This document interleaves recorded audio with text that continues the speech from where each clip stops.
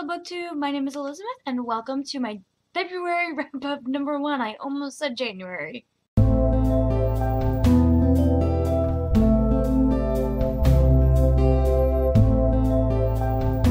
Okay guys, so this week I participated in the e-readathon and it was an epic fail. So if you guys did not see my video yesterday, my first time ever reading an ebook was this week. I got my tablet earlier in January and I just hadn't had a chance to read any of the ebooks that I bought or got for review. But I used the e-readathon as an excuse to start reading the books on my e-reader.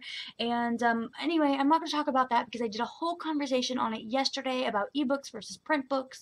So definitely go and check that out because it was a lovely conversation and I really just needed to get that out there because like I said, I had never read an ebook before this week. So yeah, go check that video out. But right now I'm just going to review the books that I read this week. So the first book that I read this week was Beastkeeper by Kat Hellison. And Beastkeeper was a retelling of Beauty and the Beast, and I got this as a review from Netgalley. All the books that I read this week actually were from Netgalley, and I was actually pretty excited about this because of course it's a retelling. I love me some retellings, and I didn't like it at all. I gave it a 2 out of 5 stars, and I don't even know why I gave it a 2 out of 5 stars. Now that I'm thinking back on it, I really might even give it a 1. I don't know. The writing was pretty good. It's just the story I couldn't connect with. I didn't like it. I think after I finished reading it, I think I realized why I didn't like it. I think it was because I've read so many retellings and it just wasn't up there on par with the Lunar Chronicle series or any of the other retellings that I've ever read. I don't know, I really didn't like it. I mean, the twist at the end was pretty good. Yeah, I think I'll stick it at 2 out of 5 stars. It just wasn't, I don't know, it just wasn't my thing. It wasn't that great. I was really disconnected with a lot of the adult characters in there. The story revolves around a young girl. I don't even remember her name.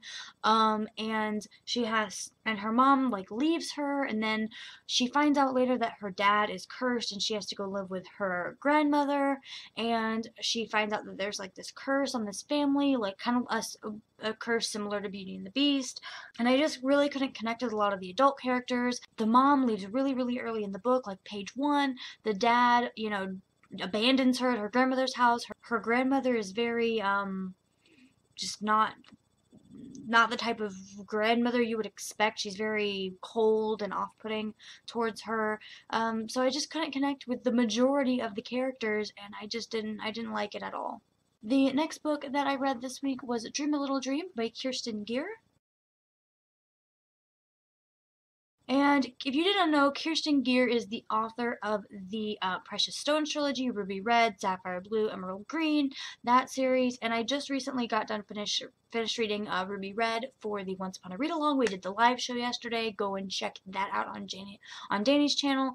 And I wasn't too impressed with Dream a Little Dream either. I guess I had just got done reading Ruby Red and it was phenomenal, and I don't know, I don't like going into books with a bunch of information, so I have a habit of not reading the synopsis, of not reading reviews, nothing. I go into books and I just read them, and I really think that this is one of those books that you need to know what you're getting into before you read it. And I think after I was done reading the book, I read the synopsis and I was like, yeah, if I had read the synopsis at the beginning, I wouldn't have liked this. I guess I just assumed that I was going to love it because I loved Kirsten Gier's Ruby Red.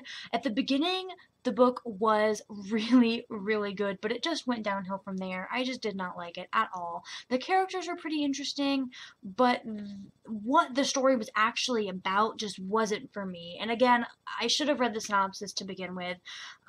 Most books aren't like that, I guess. Usually I go into a book knowing little to nothing, but I went into this book knowing absolutely zero, and that was a mistake on my part. I guess like I said, I just assumed that I was going to love anything Kirsten Gier put out because her Ruby Red trilogy was amazing.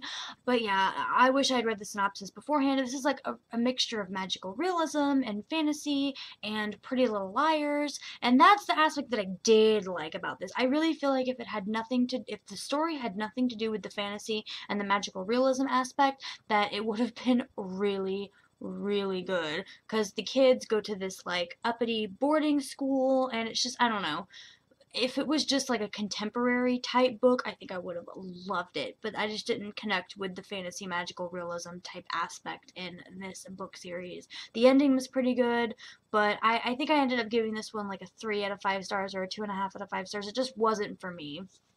The book that I am currently reading right now is Fire Sermon by Francesca Haig. This is a post-apocalyptic, I can't say that word. Post-apocalyptical, I can't. Post-apocalyptic, I can't say that word at all.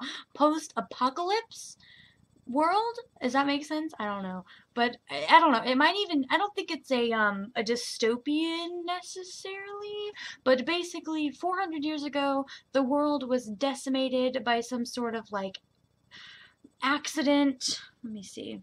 So 400 years in the future, the Earth has turned primitive following a nuclear fire that has laid waste to civilization and nature. And I guess because of the radiation and things like that, that the people have had to deal with after this nuclear war type thing, everyone has twins. And each twin, there's an alpha and an omega, and the alpha is pretty much perfect, and the omega usually has some sort of deformity. They have like missing limbs, or one of their arms is bum or something like that. And then every so often, very rare, one of the omegas will have a mental ability. They'll be able to see things and stuff like that. And our main character, of course, is one of those omegas. She has visions and stuff like that.